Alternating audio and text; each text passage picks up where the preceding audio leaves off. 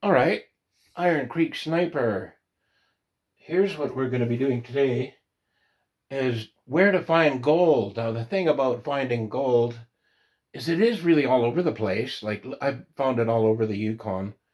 Little specks though, like even here where I live, there's a little gravel pit back at the back of the property. And so I took a sample last year and like not even, I probably about an ice cream bucket's worth, maybe a little more. And I panned it all out. There was one little tiny speck. But the only thing is, there might be more there, but it's not concentrated like a creek didn't run through it and allow it to all settle and concentrate into one spot. So it's all sparse. It's a little piece here, a little piece there, still suspended in gravel and dirt. So today, what you want to do is you want to find places where gold has already been found, because let's face it, these areas have been worked and worked and worked, and people have tried, and so gold seems to tend to be found in certain locations more in one spot than others. Other spots you might spend a whole day and you might get 10 cents worth of gold. So I mean, it's all right for an outing, but I mean, why would you bother? So what I do is I go to Geo Yukon, and then you tap on that. That'll open up a page.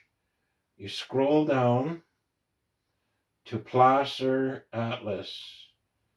There's Placer Atlas. Get rid of the stupid thing here. Trying to sell me something. And now that'll open up into a page. It takes a little time for some reason to open, and then you'll get a map. And I've already preloaded the Placer aspect of it, so it'll show all the claims. So what I do, here's what you can do here. I go to layers, and I go like this. There's that environmental one that's on there all the time. All this pink, you can't see nothing. And I try to eliminate it, but it's on there every time I open it. And now you can see all the gold claims right there. There's the gold claims. Give it time to load. And that gives you the areas. Like that's the Dawson area. You can see all the claims there. You can zoom in on them. It'll start showing you the numbers. What do I want to get rid of this? I think that, yeah, there. So what happens in this case, there's all that, there it is there. Like that's just loaded with claims. So you would say that's a high, gold area. And you might be able to come into these creeks here and stake new ones, but most of it's staked up. So what I do is, okay, you could go to like further, there's McQuestion, and you get the same thing. Slow today, even though I'm on a certain Starlink, but there it is there, there's more. All these are claims. So that would be areas to target. And if you click on each one, you can actually find out who owns them and, you know, when they expire. So let's say we went down further south. Like there's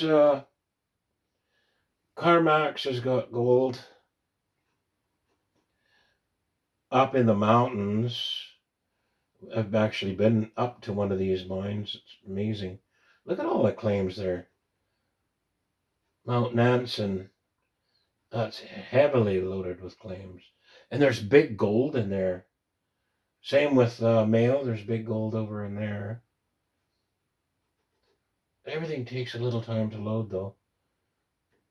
There it is. So you could zoom right in and say, okay, let's take a look at this guy's claim. You could say, well, I wonder, who owns this? It's called Tom 5. So you left click on that. There we go. Why is it not opening? That should open and then here it has the thing, additional information. What? Vinoff owns that. Oops. So that it tells you expiry date, Staking date, expiry date this year, actually. Okay. Huh. So that's another feature. And then also, you could take that off of there. Go to this. Where's my layers now? Open that up again. Okay, we want to eliminate that. Placer claims. Do do do do. All right, back to layers, and you can go to. I usually use medium resolution, and there you get. It actually shows you the ground, the color, trees, roads. So that's interesting. Gives you a bit of topography. So that's one thing. You can search around and find out where there's areas that have already got goals, and this gives you some idea of. You can see glacier action and different mountains, and it's you get a bit of topography. And another option, once you get that, you can go like this. Close that. Do do do do. Close that. And then Google Earth. That's one of my favorites because now I use Google Earth with a laptop or a mouse. Anyway, you got to have that mouse, this thing here, in order to get the what you're looking for. Okay, what do we got? That's this stupid thing now. Try to sell me stuff. Close that. There we go. Zoom in. Zoom around. There's the Yukon. Swirl that. And the reason I like this is because you get more of a thing. You get this aspect. Like say you wanted to zoom down to, oh, we'll just choose an area. Okay, you say, well, what's that lake there? I think that's Lake Labarge. But say you were mining, whoops, what have I done? Oh boy, I've done it. Back off. All right, let's just back off, zoom out. Let's just zoom out. So you can try to get this straight, but this is what I like about it, is you can go like this, down, and now that gives you more of a 3D look at the mountains. And you can look, okay, say I wanted to mine there and say, okay, there's a spot there. There's what I look for. There's a cirque. That's been eroded. Gold could have washed out of there. But I mean, you go to the areas that there's gold, and it gives you a better option of seeing stuff. And then you go even like that. Zoom right in. Some of them are actually aerial photos, and a lot of it's just topographical. But so that is another way of going about for your gold hunt. Combination of these two deals. And I think to me, like I use that all the time. I look and you can see on some of them, you can actually get details of where you can see where there were glaciers at one time pushing down and, scraping the earth and stuff like that. And you can see the little circles and remnants of the activity that went on back in the day, 11,000 years ago.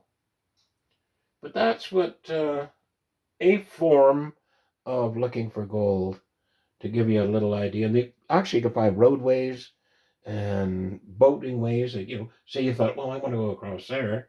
There's a boat launch. You can go across and look for gold over there towards Livingston. But that's it for this short little video. Just an option of using a computer to narrow down your search. Also, while I'm at it, you can look up geological surveys. Some of them date way back into the old days, like the 40s. And 60s, there's people flying, but probably in little beaver cubs and landing on mountaintops and doing their research, panning and whatever else they did. And you could do that. That's another thing. Look up, and there's got so much information on creeks. You could actually look up a certain creek. You could say Granite Creek, geological survey, and then it'll open a page from the old days, and little footnotes of what the guy did. He went and looked, and what type of gold that they found. Like, I think there was another one, Cottonwood. Cottonwood Creek is another one that they got information on. Oh, all of them, just about, probably about 60 to 80% of them. So that is another thing to do. Look that up, and that'll give you, like, okay, that's what they're finding there. Like, there was gold nuggets out of Carcross on top of one of the mountains. They were finding free gold, which is, you just walk along and you just look, there's a nugget. Look, there's another one. And that's probably because at one time everything was flat and then it got pushed up, and that gold was down and then it got pushed up with us. The mountain rose. Okay, so that's it. Don't forget to subscribe, like, and bell notification.